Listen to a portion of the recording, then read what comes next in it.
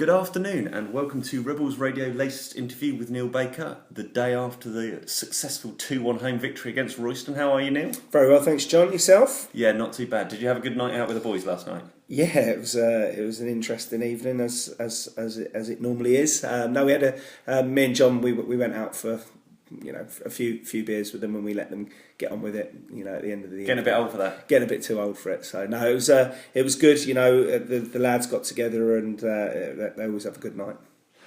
You've had a bit of time to reflect yesterday. Firstly, do you want to take us through the team selection? Unchanged. You haven't done that too often this season. No, it's nice to be able to name an unchanged side.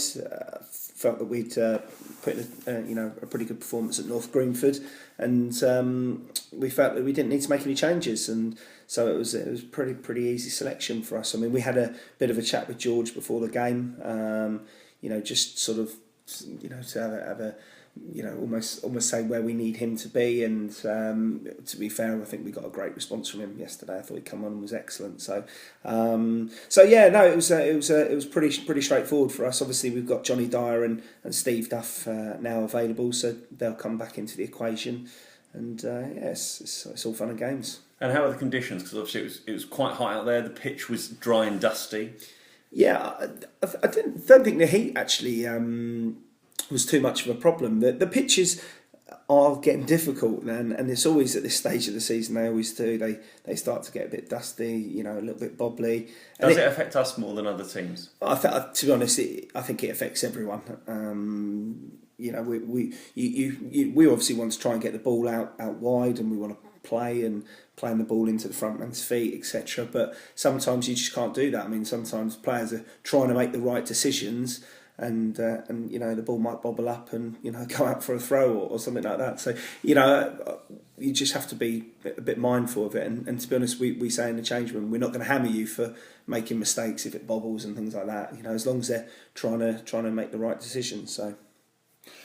And quite a fast start to the game, but this time you were on the receiving end rather than giving end. North Greenford, obviously a really positive, strong start, but this time when it got down quite early, what did you make of the first 5-10 minutes? Yeah, I thought we were poor first 10 minutes. We didn't start well at all.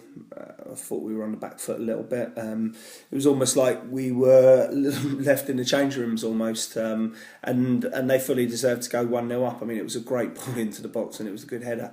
I look forward to watching it back to see if we can see if it was anyone's fault or anything like that. However, sometimes you just got to say a great ball and it was a good finish. So yeah, it gave us a bit of a kick up the backside, and we responded, and obviously responded with a great goal from Warren Harris. After great work from his brother. Yeah, so he this time Scott returned the favour. On Tuesday night, it was Warren heading across goal to give Scott his second goal, but yesterday it was the other way around. So they're combining well, and then unfortunately after that Scott got injured. Yeah. I mean, a bit gutted for Hatchett really. He's come and done really well recently, and I think people are beginning to see what we know Scott can do, and he is one of those forwards that are very difficult to play against because he doesn't give you an easy time. So, but unfortunately, he tried doing a little bit of skill in the corner, which I don't think I've ever seen him do, to be honest.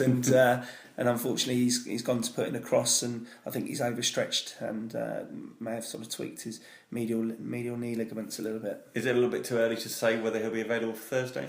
I very much doubt he'll be available for Thursday. If I'm honest, I would say it might be a couple of weeks.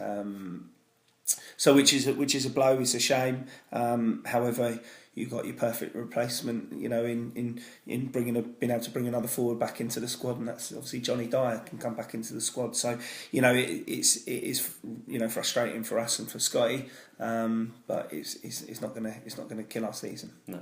The rest of the first half was fairly even. Neither keeper was particularly tested. A lot of battles in midfield and the ball spending quite a bit of time in the air. What did you make of it? Was 1-1 a fair reflection at half time? Yeah, I felt it was. I think we started to get the better of them at the last 10-15 minutes of the half. But to be honest, the game wasn't an amazing spectacle or anything like that. It was a hard fought performance, and sometimes you have to sort of dig out a result, and I think that's exactly what we did yesterday. But I felt 1-1 was fair first half. The conditions were quite tough, because obviously the pitch, but you also had quite a strong wind, which I felt actually died down a little bit second half. But very much so first half, they were clearing the ball and they were probably getting 20 or 30 yards extra on it because of the wind, whereas when we were trying to clear our lines, it was often going up into the wind and sort of dropping quite a bit short. So that definitely affected the first half. But I think me and John at one point said we'd be delighted to get in at 1-1, and that's what happened. And what were the key messages you then went into the changing with to give the boys? Well, to be honest, exactly what we said earlier. We said, look, we know the pitch isn't easy to get the ball down, but just keep persevering, keep working. Royston are a good side, so it was never going to be an easy game, and they made us fight very hard for the 3 points, and we just said, look, just go and give us another 45 minutes, hard work, and hopefully you'll have a little bit of quality that will be the undoing of Royston. And fortunately that happened. Yeah, there was a bright positive start to the second half. That certainly the ball was on the grass a lot more, and a decent footballing kind of flow to the game. It resulted in a second excellent goal for Warren Harris. He's in some form at the moment, still carrying an injury, but banging in the goals. Yeah, he's a top player. It's as simple as that. He's a great lad. He loves being at the club. He loves the lads he plays with, and he's just a real good player. He scored 16 league goals from right midfield. That's a tremendous record. It was a great ball from James Dobson. It was just put on a plate for him. It was the sort of ball you dream of as a centre forward, or in his position as a right wing. You just dream of a ball like that, because he didn't actually have to do an awful lot with it, because the ball in was so good. We were delighted. I mean, we were pleased with the second half performance. I don't know what it is, but we seem to be able to pass the ball better in the second half going towards the shed end. I'm not quite sure why that is. Maybe it's because the game's settled down a little bit and we're sort of into the game, but we do seem to play better football in the second half, I think. Yeah, and immediately after that goal, there was a 5 or 10 minute period of really intense pressure for you, where George Short had a great chance from a corner, good save from their keeper. That third goal would have really killed it off there, wouldn't it? Yeah, I think the third goal would have completely killed them.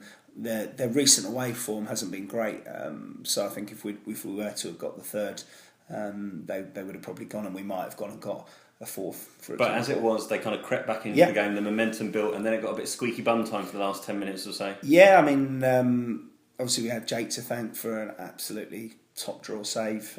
Looking forward to see the video on that one. Yeah, I mean, it was a great save. I said to him he just did it for the cameras, to be honest. But no, it was as soon as the ball came in and the lads headed it across goal, I'd given it up myself. I thought it was in. So for him to claw out that save, and then I think it was Sean sort of followed up to clear off the line. I mean, it was a tremendous save, and and that's ended up giving us earning us 2 points. And I said to Jake, I said that's what we want from him. And I said, you're part of the reason why we've added an extra 2 points to our league total today, because of an unbelievable save. So. And what about the other two second half substitutions you made? Obviously, Short came on for Simpson. Was there a reason for that? Was that pre-planned? No, Dan got a dead leg. He was struggling with it. Similar to George actually the other week. They both got sort of a dead leg just before half time, and he was trying to run it off and he couldn't, and obviously that meant that we brought George on. We'd asked George George is an unbelievable player, and I don't think the Slough fans have seen the best of him. Each year he's probably stepped up a level. I've known him since he's 15, 16, so I've had him for that long, and every year he's sort of improved as a player, and I think this year he's sort of remained a little bit static, but we said to him, the ability to be able to play is fine, and he'll be able to do that. However, he's got to adapt his game and fight and win his headers, win his tackles, and have an impact on the game, and then the passing side of things will come. And I don't think he's been quite up to that level at times. He's done it at times, but not enough. And we said that to him before the game, and he had a perfect response yesterday, because he come on, he won all his headers, won his tackles. and that's what we expect of him, because we know he's a good player. Funnily enough, I talked to the Biggleswade manager Chris Nunn quite a bit, and he raves about him, because he said he's a top player. When we played against Biggleswade 3 times last year, George was probably MOM in all 3 games. So he's a good player. So we're delighted to be able to bring him on. And so where does that leave the injury situation? Obviously, you say Scott Harris is out. Obviously, Ben Ed long term, Fowler long term, Johnny Dyer comes back, Steve Duff comes back. Yeah. I mean, it's a little bit early to tell, to be honest. For Thursday, I don't know how Dan will be. We'll have to see how that is. James Dobson as well. He got a bit of an ankle injury at the end. Poor tackle on him from Khan Femi. Didn't think it was a good tackle at all. Another referee might have sent the lad off, to be fair, but so he's got a bit of a knock. Obviously Scott's probably going to be out for a couple of weeks, so we're up against it again. But you look at yesterday, and we've brought on George.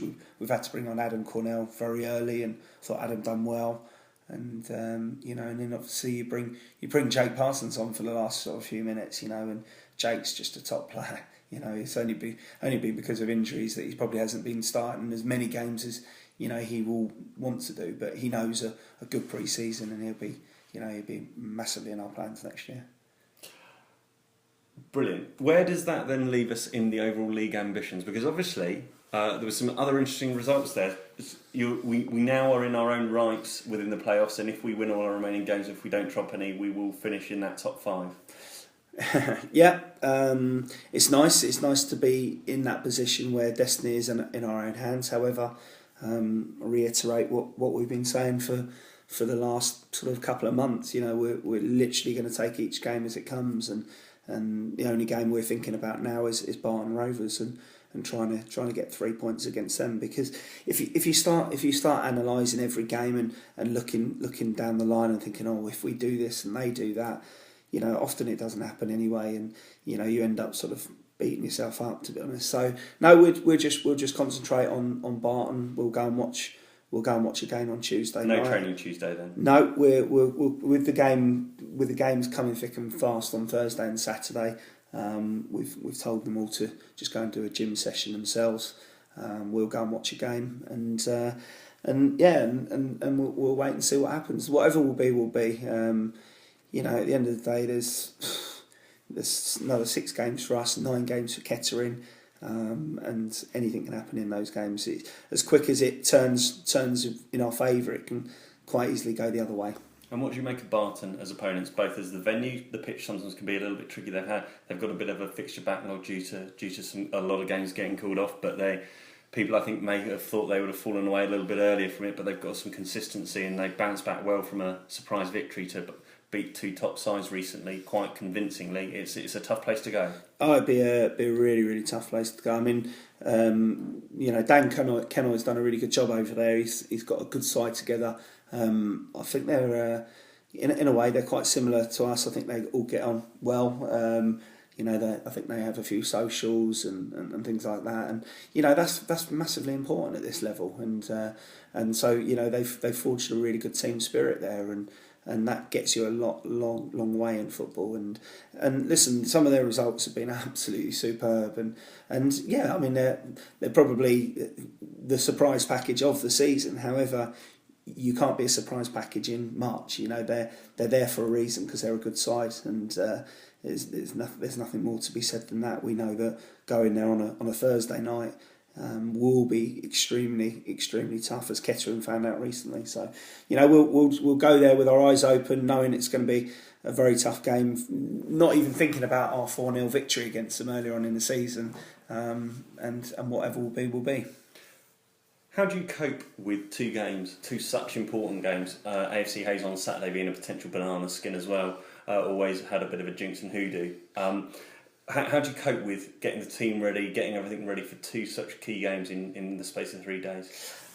This will be where your squad comes into effect, because to play on a Thursday night and then a Saturday is tough. Obviously, ideally we wouldn't be having to do it, but obviously, with Barton's backlog, it's ended up being the case, and and so we will use a squad over the 2 games, and you know, hopefully most people will get a start.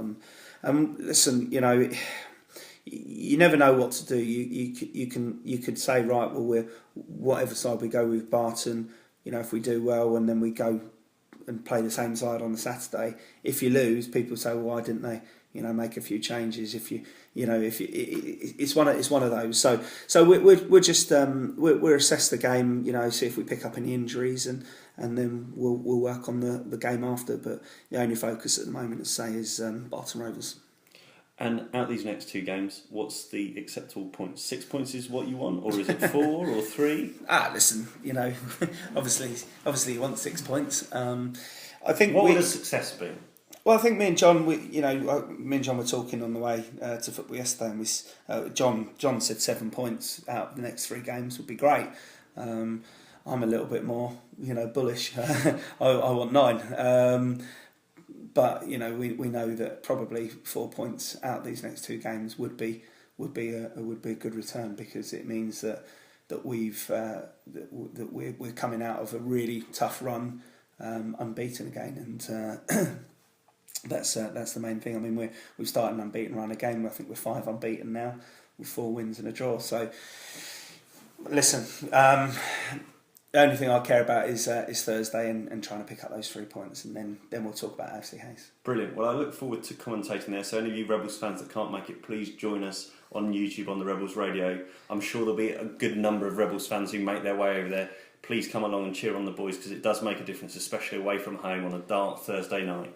Yeah, absolutely. I mean, the fans have been terrific recently, and they're really getting behind the lads. I think that they've really taken to them now. I think it took a while. It did take a while for them to get their favourites and understand what certain people bring to the team and whatever else. But they're really getting behind the lads now, and I mean, it is great when you go away to somebody else's patch and you've got a load of fans there, and they're all singing the Slough songs and whatever else, and it does give the lads a buzz, and it gives me and John a buzz. I mean, you know, one of our friends took a picture of us after the final whistle went yesterday, and you can just see how much it actually means to us as people. You know, it's, you know, we live and breathe it, and we'd love nothing more than to be successful at Slough.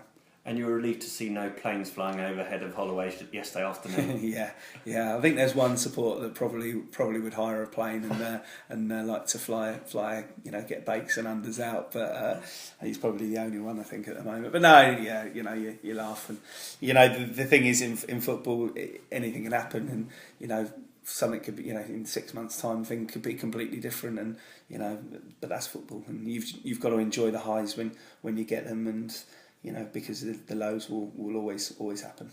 Brilliant. Well, thank you ever so much for your time, Neil. All right.